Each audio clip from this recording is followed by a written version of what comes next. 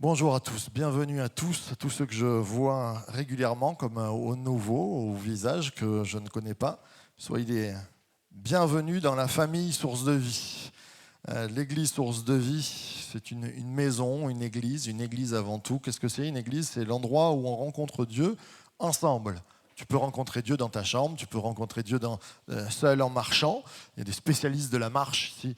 On peut rencontrer Dieu comme ça, mais on peut aussi rencontrer Dieu ensemble. C'est ça une église. Parce que le projet de Dieu, un des plus grands projets, le projet le plus fou, vous savez, Dieu, à mes yeux, quelquefois est fou, c'est qu'il a voulu rassembler déjà des hommes et des femmes. Compliqué. Et puis des gens de toute race, de tout lieu, de toute la terre, avec des façons de vivre différentes, avec des cultures, et il a dit, j'en ferai un peuple. C'est ça le miracle de l'Église. L'Église est le plus grand miracle impossible, c'est-à-dire faire vivre des personnes tellement différentes ensemble dans un même but. Et ça, il n'y a que Jésus qui l'a fait, et on peut l'acclamer ce matin. C'est ça l'Église Source de Vie. Alors, sois le bienvenu. Si c'est la première fois, bien sois le bienvenu dans cette église.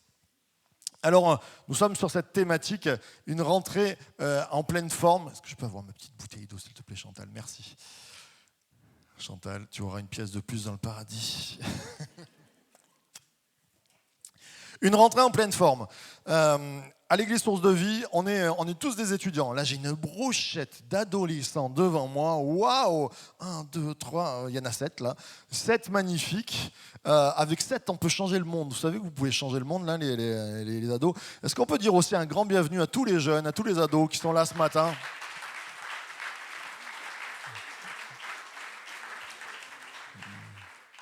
Est-ce que vous aimez les rentrées à l'école? Il y en a qui aiment, il y en a qui n'aiment pas. Hein.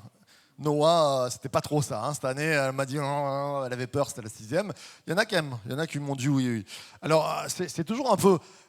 Il y a un petit stress, la rentrée. On ne sait pas les professeurs qu'on va avoir, on ne sait pas le pasteur qu'on va avoir. Et puis, mais il y a aussi le côté de retrouver les amis, d'avoir des cahiers neufs, les gommes neuves. Et je crois que la rentrée de l'église Source de Vie, c'est un peu ça. C'est peut-être un petit stress de se dire qu'est-ce qui va se passer. Et puis la société au milieu de nous, autour de nous, il y a la crise peut-être qui arrive, on ne sait pas quelle sauce on va être mangé, mais la rentrée de l'église Source de Vie, c'est se retrouver pour être plus fort, c'est se retrouver devant Dieu pour être renforcé de l'intérieur et se retrouver entre nous pour aller plus loin, parce qu'on le dit souvent, seul on va plus vite. Mais ensemble, on va plus loin. Bon, il y a un nouveau proverbe qu'on a sorti avec Franck Pianfetti, c'est qu'un jour, on était en train de se balader à 2 et on a dit seul, et on s'est trompé. Seul, on va plus vite, mais à 2, on se trompe quand même. C'est vrai, ça peut arriver. Mais ensemble, on est plus que 2 et je pense qu'on va y arriver. On va aller droit au but comme l'OM, mais nous, on va mettre des buts. Amen. Rentrée en pleine forme. Alors, nous venons de passer... Alors, est-ce que j'ai la main? Oui, 14 jours pour ancrer notre identité. Ça a été la chapelle de prière. Tous les matins, 6h30, le soir à 19h, nous avons passé des temps. Et vraiment, le Seigneur déjà nous avait dit au mois de mai, par des prophéties, il y a une nouvelle saison qui arrive. Alors, je l'ai entendu 100 fois, hein, peut-être dans des églises, c'est une nouvelle saison, c'est le temps du réveil, tout ça. Mais je veux m'accrocher aux paroles des prophètes qui sont au milieu de nous, qui donnent des paroles de vérité, qui ont des paroles de vie inspirées du Seigneur. Et je crois à cette nouvelle saison. Amen. L'Église a changé, les murs... Amen. On peut applaudir le Seigneur pour la nouvelle saison, oui. Tape plus fort, ma sœur. On le voit. Il n'y a pas que les murs qui ont changé, mais là, c'était, comment on s'appelait, Victor Hugo qui disait « La forme ». C'est le fond qui remonte à la surface. Je crois que quand on prépare les murs, c'est qu'il y a un fond qui est en train de remonter à la surface. Moi, il y a des jeunes qui sont en train de remonter à la surface, et des ministères, alléluia, qui sont en train de monter à la surface, de péter le plafond. Alléluia, on se réjouit. Hier, en fait, on était un des plus gros groupes de la région de jeunesse qui est allé à Aix, hein, c'est ça. Fréjus en force. Il y a eu 3 défis qui ont été donnés. Les 3 défis ont été gagnés par Fréjus. Ouais, Fréjus en force, on est bon. Et peut-être des anciens se disent oui, mais il n'y en a que pour les jeunes. C'est pas vrai. C'est pas vrai. Euh, Bien sûr que la jeunesse, on travaille à la jeunesse parce qu'on le dit souvent, c'est l'église d'aujourd'hui. Ça, c'était le grand slogan dans les années 90. On dit oui, c'est l'église d'aujourd'hui, hein, attention. Sauf qu'on leur a jamais laissé la place, qu'on n'a pas travaillé. Et je crois que c'est important de voir en eux la vie. Ce sont des porteurs de vie qui sont là. Et les papis et les mamies, eh bien, on est là pour encadrer, pour chouchouter, pour garder. Et je crois que c'est ça une église qui va. C'est pas une église qui se tire dans les pattes en disant ça c'est le monde. Les anciens qui veulent dire nous aussi on est jeunes et les jeunes qui disent ouais non mais les vieux ils ne comprennent pas. L'église elle marche ensemble comme une vraie famille. Je le dis souvent, les grands-parents ils sont pas là pour faire les enfants. Eh non, à un moment donné on fait plus les enfants. Mais qu'est-ce qu'ils font les grands-parents?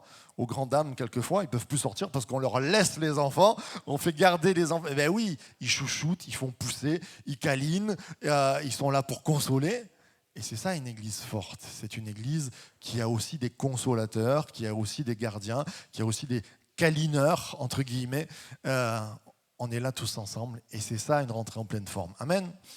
Alors, ce matin, j'aimerais lire, on peut se lever ensemble pour lire la parole de Dieu.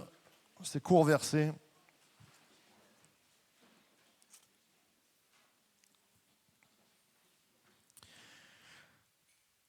Nous allons lire dans les actes. Alors les actes qui s'appellent les actes des apôtres, c'est-à-dire c'est les actions, les faits, les faits d'armes des apôtres après que Jésus soit parti. C'est-à-dire c'est la toute nouvelle église, c'est l'église qui commence. Et donc on a des écrits. C'est un livre particulier parce qu'il ne finit pas, je l'ai entendu. Il ne finit pas, les actes ne se finissent pas. Et souvent, on a l'occasion de dire, et je le prendrai à notre compte, parce que nous les continuons. L'Église d'aujourd'hui, nous continuons les actes. Alors, ce qui se passe dans les actes, c'est pour nous aussi, et on va le prendre et on va lire ces versets. L'Église était en paix, alléluia, dans toute la Judée, la Galilée, la Samarie, jusqu'à Fréjus-Saint-Raphaël. Elle s'édifiait, oui, des fois il y a des traductions, ils ont oublié quelques mots. Elle s'édifiait, marchait dans la crainte du Seigneur et grandissait grâce à l'assistance ou à l'aide du Saint-Esprit. Amen, amen et amen. Vous pouvez prendre place. Ce matin, on va parler de croissance, bien sûr, on va parler de l'action du Saint-Esprit. On a vraiment été touché, percuté. J'aimerais vraiment vous parler, pour être en forme ce matin, du Saint-Esprit. Si nous voulons une rentrée en forme, on peut faire des efforts, on peut travailler, on peut prier, mais sans le Saint-Esprit, nous n'avancerons pas.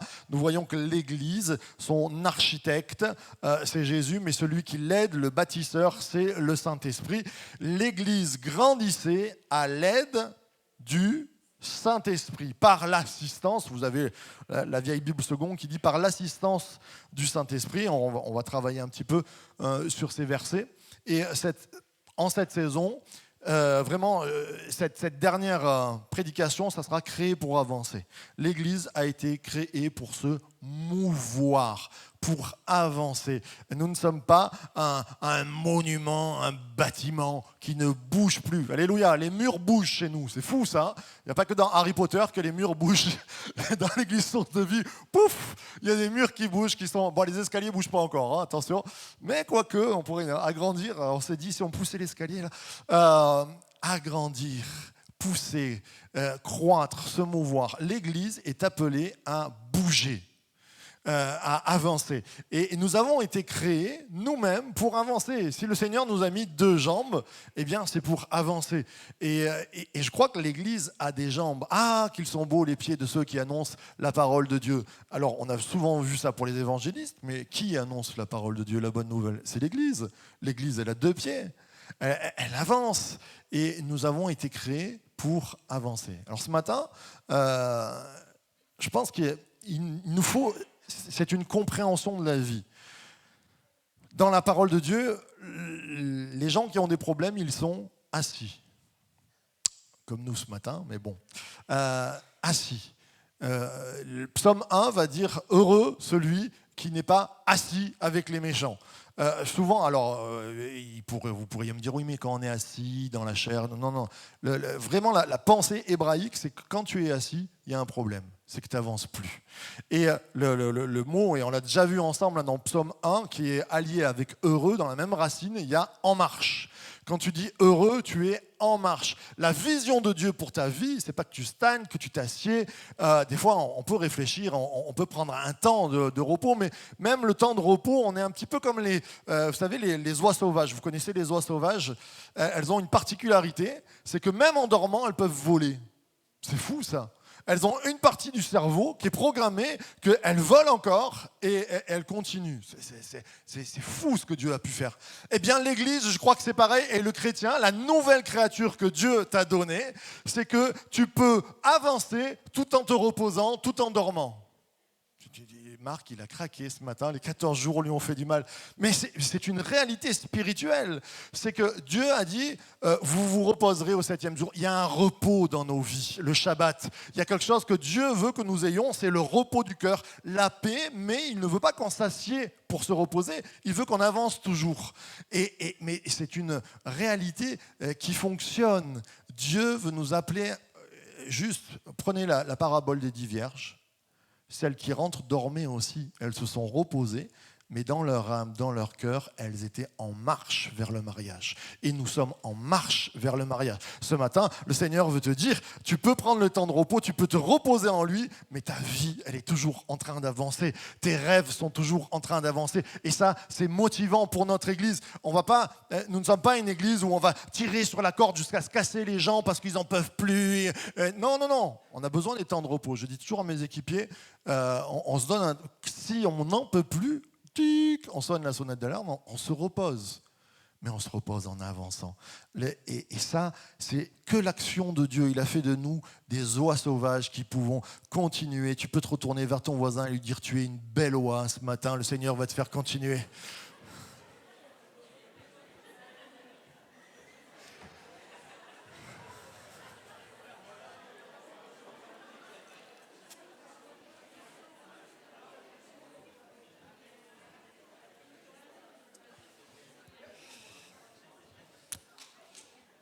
N'est-ce pas que c'est la première fois que tu te fais traiter d'oie, hein? Créé pour avancer. Créé pour avancer. L'Église de Christ est créée pour avancer. Je fais partie de l'Église de Christ. Je suis créé pour avancer. Et on va voir 3 points où Dieu veut nous faire avancer par le Saint-Esprit. Alors, j'ai mis, c'est la fin du raplapla. Une voiture, il arrive. Qui a déjà crevé un pneu en roulant?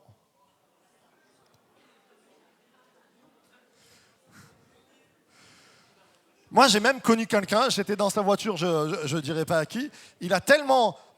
on avait crevé, ça faisait badaba, badaba, et puis il a voulu rester accéléré, on a arraché le pneu, on a roulé sur la jante. C'était un truc de dingue. Je ne dirais pas qui dans ce lieu ce matin. Je le cherche, je dirais. Oui, les sudistes sont un peu fous des fois. Mais quelquefois, il arrive qu'il y ait des accidents dans nos vies. Il y a du raplapla. Il y a des crevaisons. Ça arrive à tout le monde. Hein. Parce que sur la route, l'ennemi, il met des clous. Ou sur la route, quelquefois, nous, on s'est endormis, on a pris un trottoir. Pouf! Ça m'est arrivé une fois. J'ai fait un demi-tour, j'ai mordu le trottoir. Pah, le pneu a éclaté. Mince! Qu'est-ce que tu fais? Allez, il faut changer le pneu. Eh bien, ce matin, on est la première église au monde. Alléluia. Où on dit le Saint-Esprit vient réparer les pneus crevés. Amen. On est là pour être réparé, pour avancer. Le Saint-Esprit, ce matin, il veut venir te réparer la roue crevée. Parce que quand il n'y a plus d'air dans le pneu, parce qu'il y a des trous, parce qu'il y a des fuites, eh ben, ça marche moins bien. Tu as du mal à tourner, tu ne peux plus, tu fais du 5 km/h, là où tu pouvais en faire du 130. Alléluia. Réparer pour avancer. Dieu a fait de nous, et c'est une réalité, un peuple qui doit avancer. Mais c'est une réalité aussi où quelquefois il y en a qui sont crevés, entre guillemets. C'est-à-dire qu'il y a eu des clous sur la route et ça n'a pas avancé. Et c'est intéressant parce que le Saint-Esprit a toujours l'image ou de l'air, ou de l'huile, ou du feu. On verra ça ensemble. L'air, l'huile ou le feu. Et quand dans notre pneu, il n'y a plus d'air, ça n'avance plus. Quelquefois, il y a des clous qui sont venus rentrer et on ne sent plus la présence de Dieu. Notre pneu, il ne retient plus. Il y a des matins, ça t'est peut-être pas arrivé, moi il y a des matins, j'étais tellement chagriné quelquefois que je suis arrivé et c'était les mêmes chants, c'était les mêmes personnes autour de moi, c'était la même prédication à peu près, mais moi je ne ressentais plus rien. Parce que toute la force de l'air du Saint-Esprit qui pouvait venir, ça passait, mais ça sortait directement. Ça ne rentrait pas. Il y avait une crevaison. Mais Dieu a prévu ça. Il sait qu'il va y avoir des accidents dans ta vie. Il veut te dire, je suis là pour réparer ton pneu, pour que ça agisse encore dans ta vie, pour que tu puisses avancer par l'œuvre du Saint-Esprit. Et la première action du Saint-Esprit n'est pas de gonfler à bloc, n'est pas de brûler, n'est pas de souffler un vent impétueux, c'est de réparer. Et oui, je reprends le verset. Et l'Église s'édifiait, marchait dans la crainte du Seigneur et grandissait grâce à l'aide ou à l'assistance. Et même si vous prenez la vieille traduction d'Arby, alors ça c'est fou, je dis non, il a laissé ça, grâce à la consolation du Saint-Esprit. Parce que le mot qui est donné, c'est paraklésis en grec, et pour les chrétiens qui sont un petit peu de longue date dans l'Église, ils savent que Jésus, quand il envoie le Saint-Esprit, il dit « Je vous envoie une aide, un consolateur », et c'est le mot paraklétos, une aide, une consolation. Ce matin, des fois on est jeune, on est ado, mais il y a déjà eu des crevaisons dans nos vies. Il y a déjà eu des trucs qui ont percé nos cœurs. Et presque, on se dit, oui, c'est vrai, ça marche pour les autres, mais on n'a plus envie que ça marche pour nous. Et la première des choses que le Saint-Esprit veut faire, c'est consoler. Il est là pour venir à notre aide. Noah, quand elle avait peur, quand elle était petite, elle le fait moins maintenant, je balance, mais elle criait « À l'aide! À l'aide !» J'ai rarement vu un enfant comme ça. Moi, je criais maman ou quand je me faisais mal. Elle dit à l'aide, à l'aide. Et le premier qui répondait, c'était toujours notre chien qui arrivait comme ça. Et alors des fois, elle en jouait parce que quand j'étais en train de la chamailler un peu, elle criait à l'aide pour que le chien vienne me mordre les mollets. Mais c'est un peu ça. Quelquefois, on se retrouve, on pense qu'on a été fort. On a été fort dans des tempêtes. On a été des vainqueurs. Et puis, on n'a pas vu une peau de banane. On n'a pas vu un tacle par derrière. Et puis, on s'écroule. Et on n'a plus les mots. On a juste envie de dire à l'aide. Ce matin, dis à l'aide au consolateur, dis à l'aide au paraklétos, dis à l'aide au Saint-Esprit qui peut venir réparer ta vie. C'est peut-être la première fois que tu rentres dans une église, je peux t'assurer, comme diraient les pieds noirs, la vérité, ma parole, que Dieu agit encore aujourd'hui, que le Saint-Esprit peut venir te réparer. Il peut venir réparer ton pneu pour que tu puisses avancer. J'aimerais entendre un grand amen à ceux qui le croient.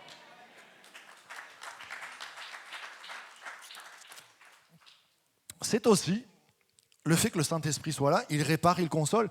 C'est aussi le fait qu'on puisse avancer. Moi, si demain, le Seigneur, dans une vision, me dit « Écoute, le Saint-Esprit s'en va, mais il va falloir travailler dans l'Église », je vous rends les clés. Hein. Parce que je sais qu'en une semaine, je suis lapidé. Mais c'est le Saint-Esprit qui fait le miracle de l'Église. C'est le Saint-Esprit qui travaille nos cœurs. Et on veut toujours mettre au milieu de nous, quand on prépare nos temps, on veut dire, Seigneur, on prépare les chants, on prépare les programmes des enfants, on prépare les prédications, on prépare l'œuvre sociale, mais Saint-Esprit, on est mu par toi, on est gonflé par toi. C'est toi qui souffles dans nos pneus pour nous faire avancer et on est consolé par toi. À l'aide du Saint-Esprit. L'Église n'a pas grandi à l'aide des ministères. Alléluia, les ministères étaient là. Mais elle a grandi premièrement à l'aide du Saint-Esprit qui agissait dans les ministères. Il ne faut pas se tromper. Il n'y a pas de super-héros pasteur, il n'y a pas de super-héros prophète, il n'y a pas de super-héros évangéliste. On n'est pas des super-héros. Hein. Je vous rappelais la première prédication.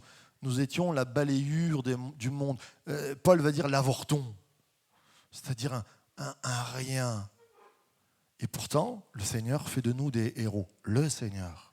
Alors ce matin, encore, je veux dire, Seigneur, Saint-Esprit, ton aide sur nos vies, ton aide sur nos chants, ton aide sur les moniteurs du Caté Club, ton aide sur les prédicateurs, ton aide sur le social, ton aide sur tous ceux qui agissent, ton aide. On a besoin de ton assistance. Amen. C'est ça l'Église source de vie et on se battra toujours pour que le Saint-Esprit conduise toutes nos actions. Pour ça, je crois que pour commencer à faire cela, eh bien, c'est très simple. Il suffit, quand tu commences ta journée, de dire Saint-Esprit, eh bien, éclaire mes pas. Saint-Esprit, remplis ma vie. Quand vous commencez à... je sais qu'ici, c'est dans toutes les actions, du Jesus Coffee jusqu'à la prédication, on se met devant Dieu et on dit Saint-Esprit, viens nous donner les paroles qui vont bénir. J'étais au téléphone avec une personne, c'est fou ça.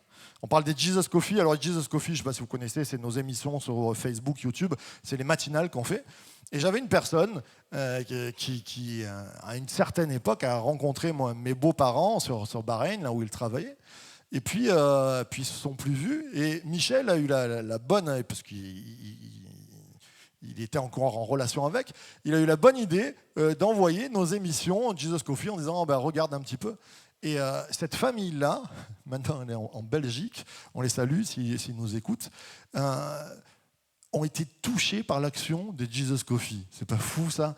Et ils se sont accrochés au quotidien parce que ça a été pour eux une manne. Et puis ils ont lu leur Bible et là ils m'ont téléphoné, ils m'ont dit on cherche une église près de chez nous, mais on a tellement été bénis par l'œuvre de Source de Vie qu'on aimerait venir en vacances pour se faire baptiser parce qu'on a été touchés par les émissions que vous avez faites. C'est juste grandiose. Ça, c'est la gloire de Dieu. Quand nous, on fait les Jesus Coffee, je vous dis que, déjà, certains nous ont dit, mais qu'est-ce que c'est que cette émission? Même nous, des fois, on s'est dit, qu'est-ce que c'est que cette émission? Mais l'œuvre du Seigneur, elle passe au travers de nous, et ça, c'est bon. Alors, réparer pour avancer, ça, c'est la première action du Saint-Esprit. Et puis, la deuxième, c'est enflammer pour avancer. Dieu veut réparer, et puis, il veut enflammer.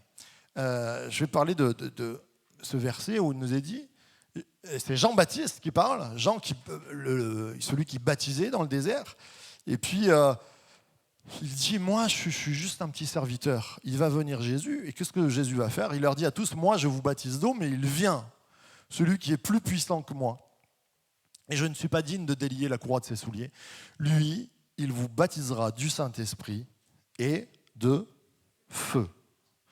Alors là, il est en train de parler de Jésus, Jean-Baptiste, mais Jésus, il n'est plus au milieu de nous. Mince, c'est dommage. Jésus est mort et ressuscité, il vit dans le ciel, mais ce matin, si j'appelle Jésus, il ne va pas descendre là au milieu de nous, en nous serrant la main. Mais il l'a fait plus fort que ça. Jésus, quand il est parti, il a dit « Je ne vous laisse pas seul, je vous laisse mon représentant, celui qui est comme moi, qui vous bénira comme moi, le Saint-Esprit. » Et j'explique souvent dans les études bibliques qu'il nous est préférable que le Saint-Esprit soit là. Alors je ne vais pas vous poser la question pourquoi, mais j'y réponds simplement. C'est que si Jésus était là, physiquement, s'il était en Israël, il ne serait pas ce matin à Fréjus. S'il était à Fréjus, il ne serait pas en Chine. Mais grâce au Saint-Esprit, quand nous prions, le Saint-Esprit est en train d'agir en Chine en ce moment. Le Saint-Esprit est en train d'agir en Algérie. Le Saint-Esprit est en train d'agir à Fréjus, Saint-Raphaël ce matin. On peut acclamer l'œuvre du Saint-Esprit qui se passe.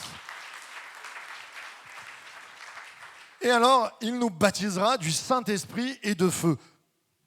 Nous sommes une église, chrétienne, protestante, évangélique, pentecôtiste. Le truc à rallonge, tu sais. Qu'est-ce que ça veut dire? Il y a une centaine d'années, des personnes ont lu les actes et ont dit c'est drôle, il y a des actions de feu du Saint-Esprit. Il y a des actions où il y a des prophéties, il n'y avait plus ça. Il y a des actions où il y a des gens qui parlent une autre langue, une langue céleste. On n'a plus ça. Il y a une action où le Saint-Esprit, au travers des ministères, guérit. On n'a plus ça. Qu'est-ce qui se passe? Ils ont prié. Il nous est dit que ça a été le réveil de Pentecôte, où le Seigneur a agi simplement parce que le Seigneur donne à celui qui demande. Et dans cette église, on veut être des pentecôtistes. Nous voulons être des pentecôtistes dans le sens où nous croyons encore à l'action de Dieu au milieu de nous aujourd'hui. Nous croyons que Dieu guérit, amen. Nous croyons que Dieu envoie des messages par ses prophètes, amen. Nous croyons que Dieu nous baptise du Saint-Esprit. Alors le baptême du Saint-Esprit, et on le verra à la fin, il y aura un petit verset, à 75% dans les actes des apôtres, il est marqué par le signe initial du parler en langue. Oh, Jésus. C'est jamais facile pour un prédicateur un dimanche matin de parler du parler en langue, parce que si les gens sont nouveaux, on se dit oh là là. Ben, en fait, c'est juste biblique. C'est marqué dans la parole de Dieu que quand ils se sont unis, le Saint-Esprit est descendu sur eux et qu'ils ont parlé une langue, des langues terrestres, mais aussi une langue céleste qui nous est donnée, la puissance du Saint-Esprit. Moi, j'avais 12 ans quand j'ai connu ça. Je ne connaissais pas du tout ce qu'était le baptême du Saint-Esprit, le parler en langue. Je n'avais pas fait de théologie. Je connaissais l'histoire de David et Goliath, la Genèse, quelques trucs comme ça. J'avais 12 ans. J'avais leur âge, là. Qui c'est qui a 12 ans, là, parmi vous? Waouh, amen. Baptisé du Saint-Esprit ce matin. On prie en famille. Tu sais, le truc que ils vous le font, vos parents, vous, des fois, de dire on prie ensemble. Est-ce que ça vous arrive? Mince, ils ne le font pas. Mais quand tu es ado, que tes parents te disent viens, on va prier. J'ai pas fini mes devoirs. Non, mais tu feras tes devoirs après. Je me suis pas lavé. Eh ben, tu te laveras après. J'ai pas mangé. Mais si tu as mangé, j'ai poney. T'as pas envie. Et je me rappelle, en plus, moi j'étais le dernier. Il y avait papa qui priait, maman qui priait, Stéphane qui priait, et moi le dernier. Mais j'aimais Dieu. Alors une fois que c'était parti, c'était comme, j'avais pas envie, mais une fois qu'on y était, je priais, j'ai loué le Seigneur. Et ce soir-là, je voulais déjà raconter, mais c'est pour raconter à nos ados qui sont là. J'ai juste remercié Jésus avec mon cœur. J'ai dit Jésus, merci parce que je sais que tu es vivant et tu nous bénis. Ce soir-là, réunion de maison 4, vision. Je ne sais pas, comme si mes yeux voyaient une autre réalité. Je vois une grande jarre qui coule, qui tombe sur moi. Et là, j'ai ma langue qui commence à dire des mots que je ne comprends pas. Et moi, je ne sais pas ce que c'est. Je suis rempli de la gloire de Dieu, je vois quelque chose de divin. Et alors là, je ne comprends pas, je mets la main sur la main de ma mère, je la regarde un peu effrayée parce que je me dis, il y a un truc qui se passe, je ne contrôle pas. Et ma mère, oh le petit, il est baptisé du Saint-Esprit. Non, elle a une voix plus charmante, mais bon.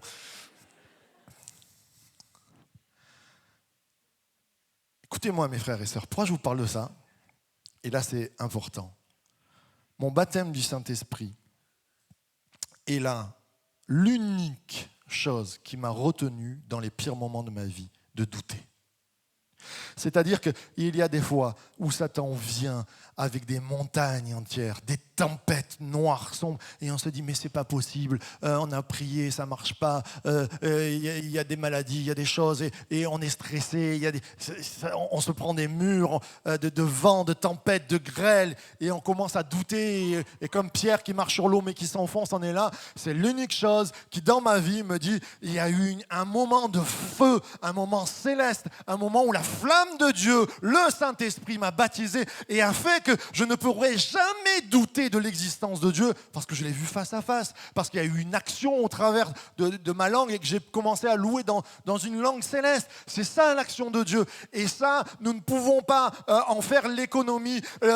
L'Église Source de Vie ne prêche pas un évangile philosophique de bonne pensée. On s'aime, on est sympathique entre nous. Il prêche aussi un évangile de puissance qui agit, qui baptise du Saint-Esprit et qui prie. Alléluia, on peut l'applaudir.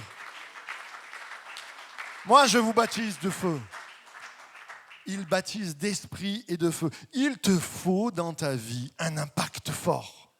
Des fois, j'ai vu des recherches du baptême du Saint-Esprit où on disait presque aux gens, on fait du mimétisme. Tu l'entends, on fait la. Mais c'est pas ça. C'est pas la qui va te sauver. C'est pas la dans tes doutes qui va amener. C'est la puissance de Dieu. Vous savez, dans la parole de Dieu, déjà dans l'Ancien Testament, vous prenez Daniel, il est en présence de Dieu, il tombe à genoux, il y a un poids, c'est le Dieu créateur, c'est pas n'importe quoi. Des fois, on regarde les films, les séries où le gros méchant ou le gros tout-puissant, il arrive, tout le monde tremble et tout ça. Et nous, on est là. Bien sûr que Jésus, c'est notre ami, mais le Dieu tout-puissant, créateur, qui pourrait arrêter la terre en une seconde ou qui peut donner la vie comme il veut, est présent ce matin, c'est pas rien. C'est ça la pleine puissance et nous avons besoin de le rencontrer. Et tu peux le rencontrer à l'âge de 12 ans. Amen. Peut-être que c'est déjà fait. Et ça se passe si tu ouvres ton cœur et que tu dis, alors nous les Français, aïe, oui, mais ça c'est peut-être assimilé à de la transe. Je ne suis pas un hurluberlu, je ne suis pas un illuminé, j'allais dire, si je suis illuminé de la présence de Dieu, alléluia, que Dieu mette sa lumière sur nous. Mais bien sûr, alors des fois il y a eu des débordements et il y en aura toujours. L'esprit des prophètes est soumis aux prophètes. Tout doit se faire dans l'ordre, dans la sagesse, bien sûr, mais il y a des impacts forts dans nos vies. qui marquent nos vies. Dieu veut se révéler à toi d'une manière tout. Et le baptême du Saint-Esprit, pour moi, ça a été l'impact le plus fort dans ma vie. Ce vis-à-vis, cette vision de Dieu. Alors j'aimerais qu'on puisse aller... Tu sais, il y a des moments dans ta vie où tu as besoin d'un impact fort. Peut-être que ça fait longtemps que tu es chrétien, mais que peut-être tu as été baptisé du Saint-Esprit, mais tu n'as plus rien. Il n'y a plus de souffle.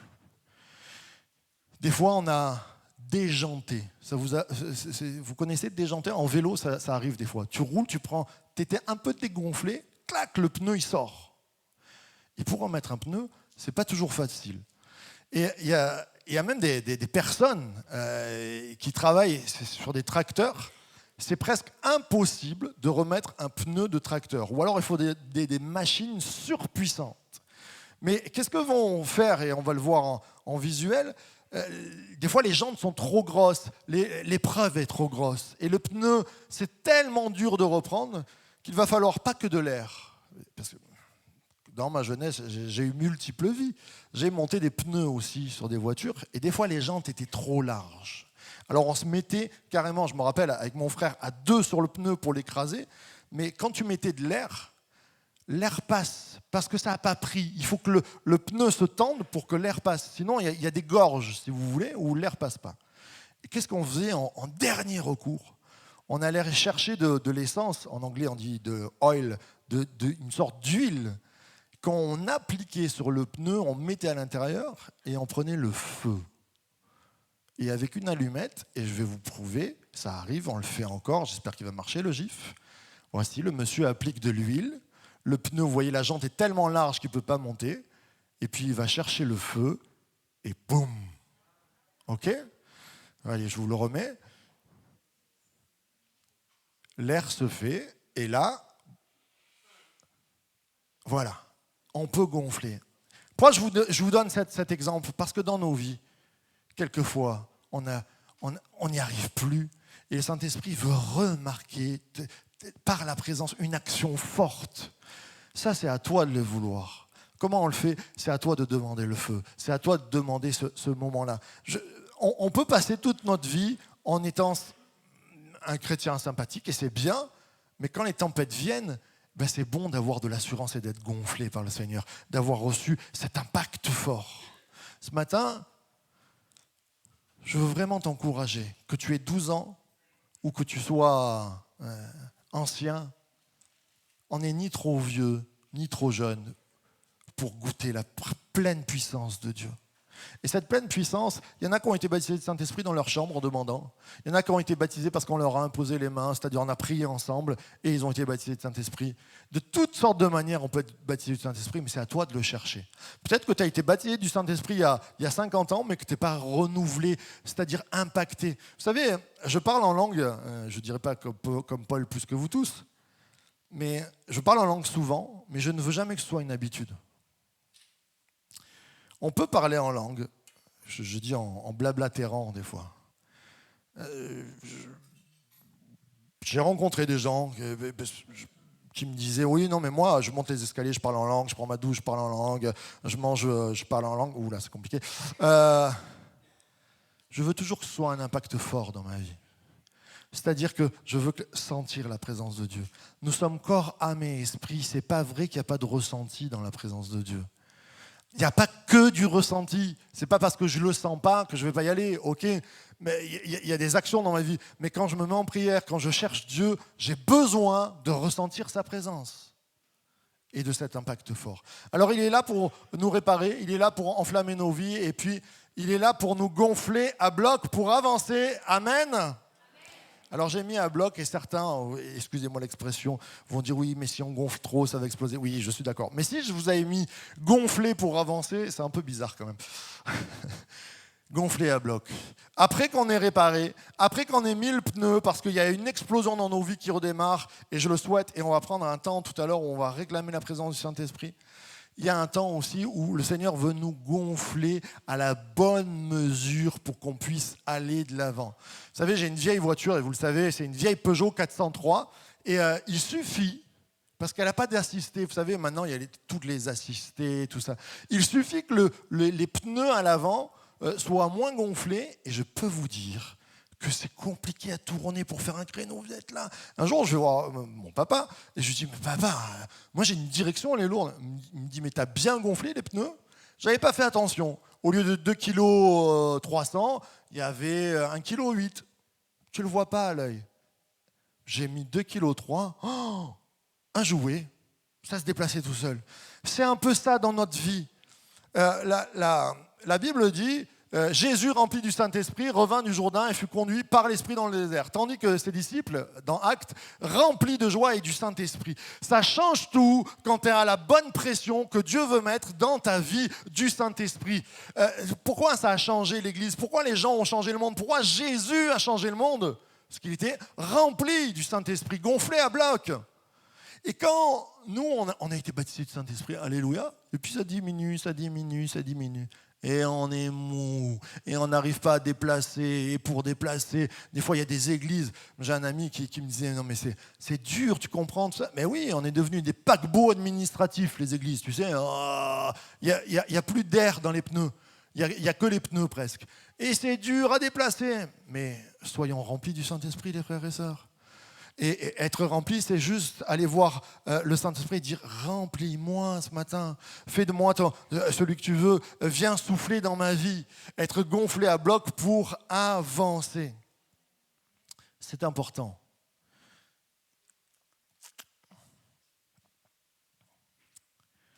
C'est important de durer. Quelquefois, les pentecôtistes, on n'a pas duré. On a vécu des enflammages, boum. Et puis il n'y a plus rien 3 ans après. C'est bien d'être enflammé, et je prie pour être enflammé. C'est bien d'avoir la bonne pression qui dure pendant longtemps. Et parce que sinon on passe pour des rigolos. Nous, les témoins fidèles du grand Dieu Tout-Puissant, si on s'arrête au bout de 3 mois, quelle est l'action de Dieu? Et on est représentant. Et là, je parle à des croyants, on est représentant de l'action de Dieu dans nos vies. On ne peut pas se dire dans 3 mois, on est des dégonflés et puis ça s'arrête. Non, on a besoin au quotidien de dire Saint-Esprit, remplis-moi. Il faut me donner la force, pour me donner la vision. Ce matin, je vais demander au pianiste de revenir, s'il te plaît, merci. Ce matin, on va faire comme Jésus, rempli du Saint-Esprit. Vous vous rendez compte, il doit aller au désert, et au désert, il sait qu'il va y avoir des attaques diaboliques. On se dit, quand même, courageux, hein. Mais Jésus, il ne nous a pas dit, Jésus revint du Jourdain et fut conduit par l'Esprit dans le désert. Jésus rempli du Saint-Esprit. Si Jésus a été rempli du Saint-Esprit, il est notre modèle, nous devons être remplis du Saint-Esprit. Mais mes frères, ça arrangerait tellement de choses. L'action du Saint-Esprit, l'action qui donne du fruit, le fruit du Saint-Esprit qui est la bonté, la douceur, la patience. Des fois, il y a des personnes qui me disent, il n'y a pas d'amour dans cette église. Je me tourne, je dis, quand même. Mais il me dit, moi, on m'a jamais invité. Je dis, mais tu as invité, toi? Quelquefois, on attend, on dit, si l'église était comme ça, moi j'ai connu autrement. Mais soit commence à devenir rempli du Saint-Esprit. Deviens cette église et tu vas voir que ça change la donne. Jésus rempli du Saint-Esprit, Chantal rempli du Saint-Esprit, Jean-Marc rempli du Saint-Esprit, Église Source de Vie rempli du Saint-Esprit. Rempli du Saint-Esprit pour arriver bien dans la mission, à pardonner, à avoir de la bonté, à avoir de la patience, à avoir les fruits de la puissance aussi. Il n'y a pas que la puissance, il y a tenir la longueur, être persévérant, c'est ça l'action du Saint-Esprit. Tandis que les disciples étaient remplis de joie et du Saint-Esprit. Alléluia. L'action des disciples, elle continue encore aujourd'hui et on veut être digne de cet honneur. On veut dire, Seigneur, il va y avoir des tempêtes, on veut continuer. Il va y avoir on va glisser sur des pots de banane, on veut se relever, on veut que tu souffles en nous.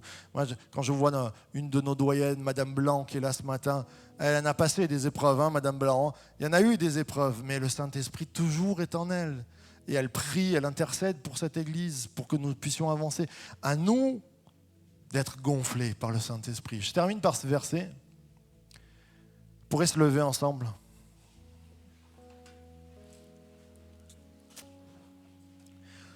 C'est l'histoire d'une église de frères et sœurs qui sont perdus dans la forêt. Et les apôtres vont les visiter. Il nous a dit, les apôtres leur disent, avez-vous reçu le Saint-Esprit quand vous avez cru? Ils lui répondirent, nous n'avons pas même entendu dire qu'il y ait un Saint-Esprit. De quel baptême avez-vous donc reçu? Poursuivit Paul. Celui de Jean-Baptiste, ils répondirent-ils. Oui, reprit Paul, Jean baptisait les Israélites pour indiquer qu'ils changeaient de vie, mais il leur disait aussi de croire en celui qui viendrait après lui, c'est-à-dire en Jésus. Après avoir entendu cela, ils furent baptisés au nom du Seigneur Jésus. Paul leur imposa les mains et le Saint-Esprit descendit sur eux.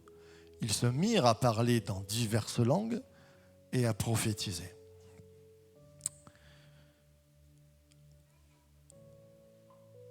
Je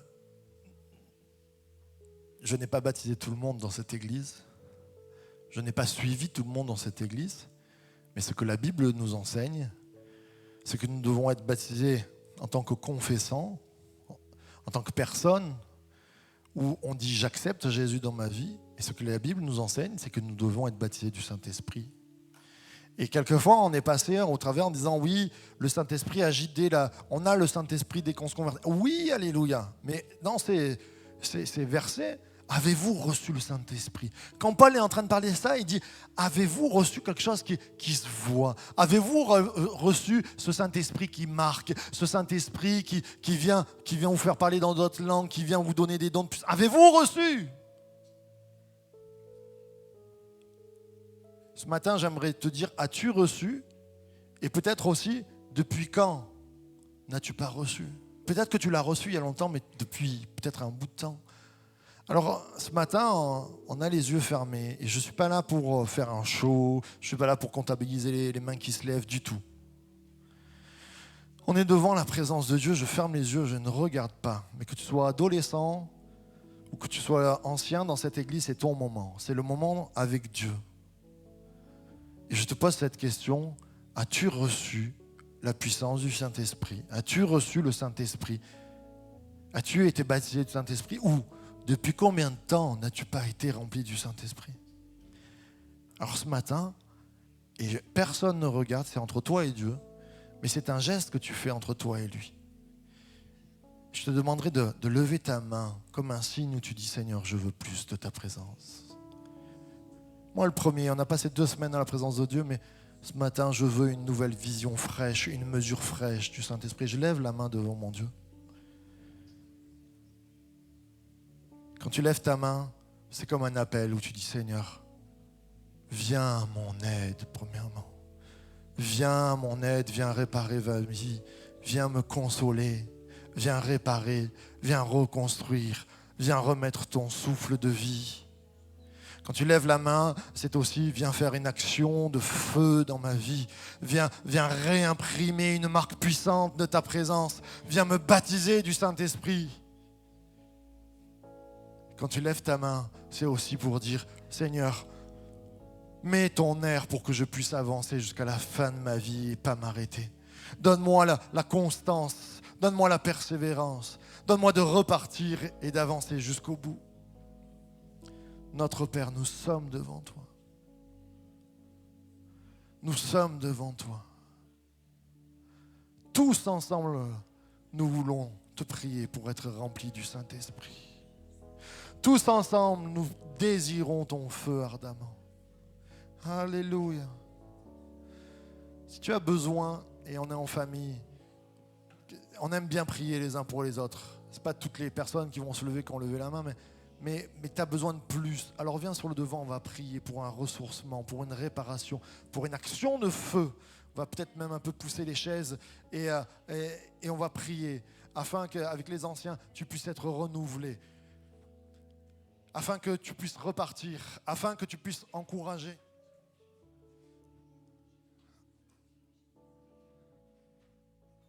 Viens sur le devant. Tu as 12 ans, tu as envie de connaître Dieu plus, tu viens. Tu as 80 ans, tu as besoin d'un ressourcement, tu viens. Alléluia. Commencez à venir sur le devant et on va chanter en même temps.